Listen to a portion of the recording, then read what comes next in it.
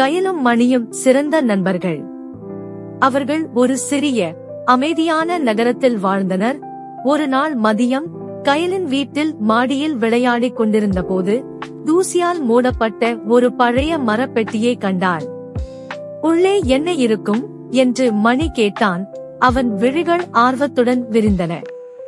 கயல், கண்டுபிடிக்க ஒரே ஒரு வழி இருக்கிறது.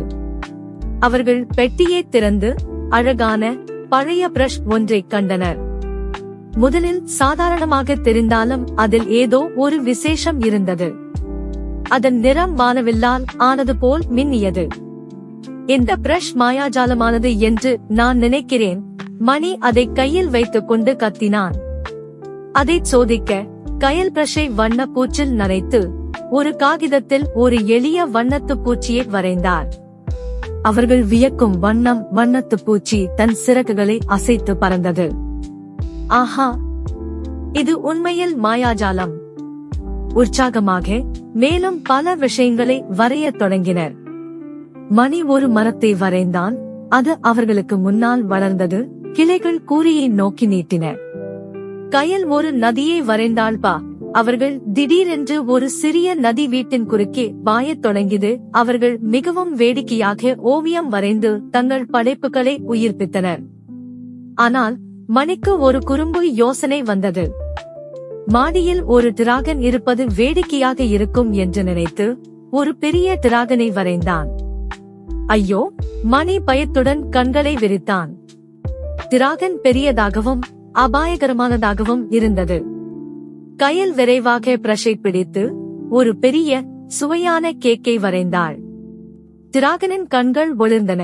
அது உடனடியாக கேக்கை விழுங்கி அமைதியாகவும் நட்பாகவும் மாறியது. அவர்கள் இன்னும் கவனமாக இருக்க வேண்டும் என்பதை உணர்ந்த அவர்கள் பிரச்சனையை தீர்க்க ஏதாவது வண்ணம் தீட்ட முடிவு செய்தனர். பூக்கள், மரங்கள் மற்றும் தெளிவான நீல வானத்துடன் கூடிய அழகான புல்வெளியை மணி வரைந்தான். டிராகன் மகிழ்ச்சியுடன் புல்வெளியில் பறந்தது. அங்கு எந்த பிரச்சனையும் இல்லாமல் சுதந்திரமாக சுற்றித் திரிந்தது. இறுதியாக கயல் ஒரு கதவை வரைந்து அதை மூடினாள். சில நேரங்களில் சிந்திக்காமல் செய்யும் செயல் ஆபத்தை உருவாக்கும் என்பதை ஒப்புக்கொண்டு மந்திர பிரஷை மீண்டும் பெட்டியில் வைக்க முடிவு செய்தனர். அந்த நாளிலிருந்து வேடிக்கையாக இருந்தாலும் எந்த ஒரு செயலையும் புத்திசாலித்தனமாக செயல்படுத்துவது முக்கியம் என்பதை அவர்கள் நினைவில் வைத்துக் கொண்டனர். கதையின் கருத்து என்னவென்றால், கயல் மற்றும் மணி அவர்களின் செயல்கள் ஆர்வம் மற்றும் கேளிக்கையால் உந்தப்பட்டாலும் கூட எதிர்பாராத விளைவுகளை ஏற்படுத்தக்கூடும் என்பதை உணர்ந்தனர். முன்னெச்சரிக்கை இல்லாமல் எடுக்கும் முடிவுகள் பிரச்சனைகளுக்கு வழிவகுக்கும் என்பதை உணர்ந்து செயல்படுவதற்கு முன் கவனமாக சிந்திக்க வேண்டியதன் முக்கியத்துவத்தை அவர்கள் கற்றுக்கொண்டார்கள்.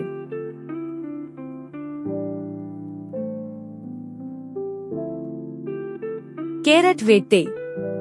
ஒரு அழகான பச்சை புல்வெளியின் விளிம்பில் 2 முயல் நண்பர்கள் ஒரு பெரிய வசதியான துளையில் வாழ்ந்து வந்தனர். அவர்கள் ஒன்றாக விளையாடுவதையும் சுற்றி சுற்றி குதிப்பதையும் புதிய கேரட்களை சாப்பிடுவதையும் விரும்பினர். ஒரு நாள் விசித்திரமான ஒன்று நடந்தது. தங்கள் தோட்டத்தில் இருந்த கேரட்கள் அனைத்தும் காணாமல் போனதை அவர்கள் கவனித்தனர். நம்ம கேரட் எல்லாம் எங்கே போனது என்று ஆச்சரியப்பட்டனர். ஆர்வத்தால் துடித்தனர். யாராவது எடுத்துச் சென்றிருக்கலாம்.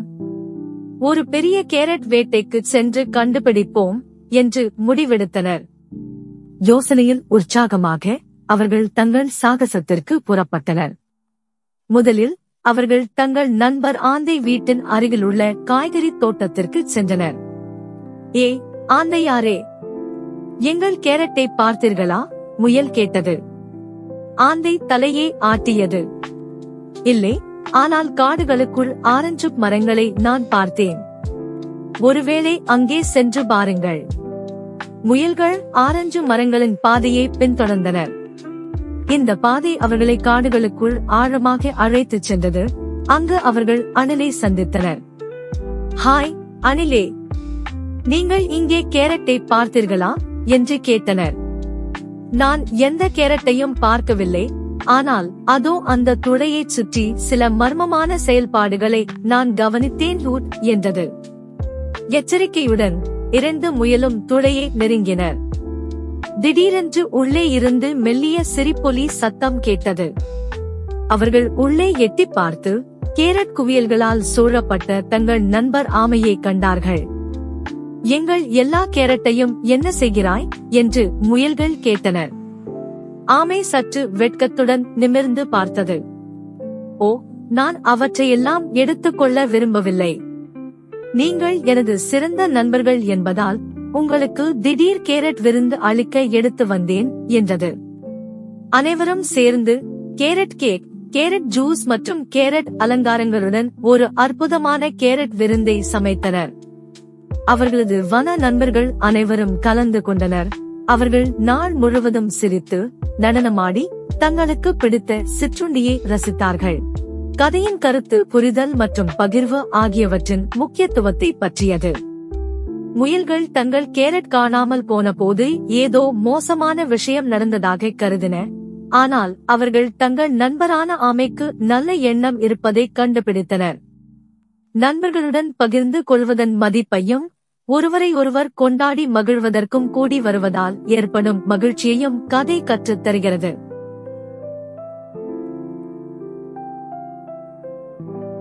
ஒரு காட்டில் ஒரு குட்டி யானை வாழ்ந்து வந்தது. அது மற்றவர்களுக்கு உதவி செய்வதில் சிறந்து விளங்கியது. அதே காட்டில் அணில் ஒன்றும் வாழ்ந்து வந்தது. அணில் தனது விளையாட்டுத்தனமான செயல்களால் அனைவரையும் சிரிக்க வைத்தது. அவர்கள் இருவரும் மிகவும் வித்தியாசமாக இருந்தாலும் சிறந்த நண்பர்களாக இருந்தனர். ஒரு நாள் மதியம் யானையும் அணிலும் காடு வழியாக நடந்து கொண்டிருந்த போது உதவி கேட்டு மெல்லிய அழுகை கேட்டது. அவர்கள் சுற்றி பார்த்தார்கள். வேகமாக ஓடும் ஆற்றின் நடுவில் ஒரு பாறையில் சிக்கியிருந்த ஆமையை பார்த்தார்கள். அடடா, ஆமை சிக்கலில் இருக்கிறதே! அவர்கள் இதயம் துடித்தது. உடனடியாக ஆமையை அடைய முயன்றனர். ஆனால் நதி மிகவும் ஆழமாகவும் ஆக்ரோஷமாகவும் இருந்தது. அவர்களால் பாதுகாப்பாக கடக்க முடியவில்லை. அணில் ஒரு உயரமான மரத்தின் மீது விரைவாக ஏறியது. நதியின் மேல் ஒரு பெரிய கிளை தொங்குவதை நான் பார்த்தேன். நாம் அதை தண்ணீரில் இறக்கி ஆமையை பாதுகாக்க முடியும் என்றது. யானை தலையசைத்தது. அருமையான யோசனை, செய்வோம். அணில் கிளையிலிருந்து கிளைக்கு தாவி ஆற்றின் மேல் தொங்கிக் கொண்டிருந்த கிளைக்கு அருகில் சென்று ஆமைக்கு தைரியம் சொன்னது. இதற்கிடையில் யானை தனது வலுவை பயன்படுத்தி மரத்தின் கிளைகளை அசைத்தது. ஆனால் கிளை அசையவில்லை. இறுதியாக யானையின் சக்தி வாய்ந்த உந்துதல்களால் கிளை ஒடிந்து ஒரு பெரிய தெறிப்புடன் ஆற்றில் விழுந்தது. சரியான நேரத்தில் அதன் மீது ஆமை ஏறியது. ஆற்றின் வேகத்தால் கிளை நகர்ந்தது. யானையும் அணிலும் கிளையை தொடர்ந்து ஆற்றங்கரையில் ஓடினார்கள். ஆமை பாறையில் ஏறி நண்பர்களை நோக்கி வந்தது. அதன் கண்கள் நன்றியுணர்வுடன் நிறைந்தன. நன்றி, நன்றி, என் உயிரைக் காப்பாற்றினீர்கள். மேலும் 3 நண்பர்களும் ஓடிக்கொண்டிருந்த ஆற்றில் இருந்து பாதுகாப்பான இடத்திற்கு திரும்பினர். அளவிலும் திறமையிலும் வித்தியாசமாக இருந்தாலும் யானையும் அணிலுமா ஒரு குழுவாக செயல்படுவதன் மூலம் எந்த சவாலையும் சமாளிக்க முடியும் என்பதை காட்டினார்கள்.